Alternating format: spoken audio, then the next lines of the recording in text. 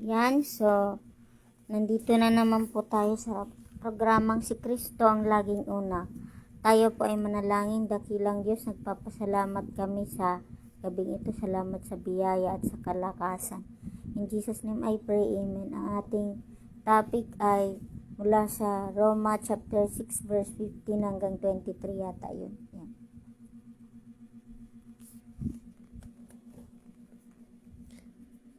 So, bali highlights lang ito.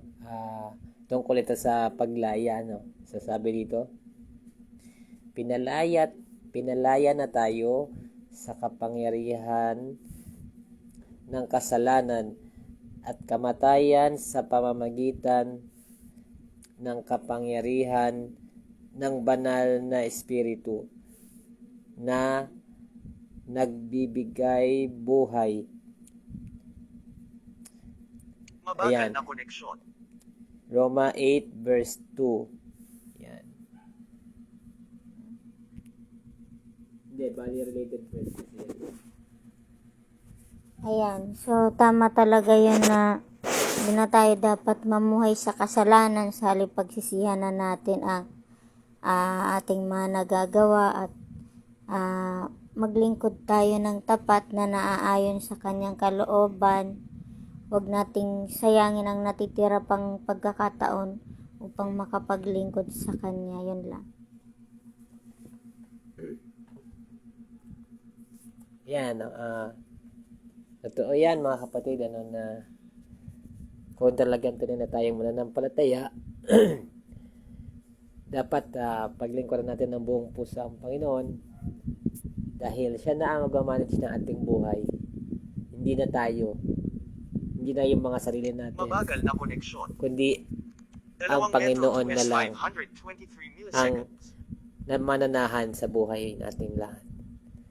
So let's pray. Lord, salamat po sa gabing ito. Salamat sa message na gusto niyong iparating sa amin na buong puso kami maglilingkod sapagkat tunay na pinalaya niyo na kami mula sa kapangyarihan ng kamatayan, Panginoon.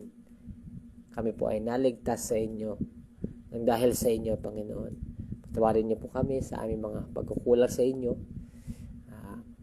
sa aming pong pagpapahinga, Panginoon, tulad ng lagi naming niling, yakapin niyo po kami dahil nandito pa kami sa mundong magulo para inyo pong proteksyonan, Panginoon. Maramdaman namin ang inyong presensya.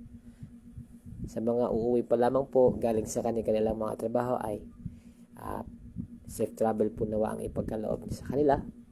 And then, kayo na po ang bahala sa mga bagay na ito. Sa mga bagay na hindi namin nabanggit. Sa pangalan ni Jesus. Amen and amen. Tandaan, Si Kristo ang laging una. Kapag inuna si Kristo, tayo Ay lalago. God bless and enjoy your weekend. Happy weekend, everyone! Bumalik.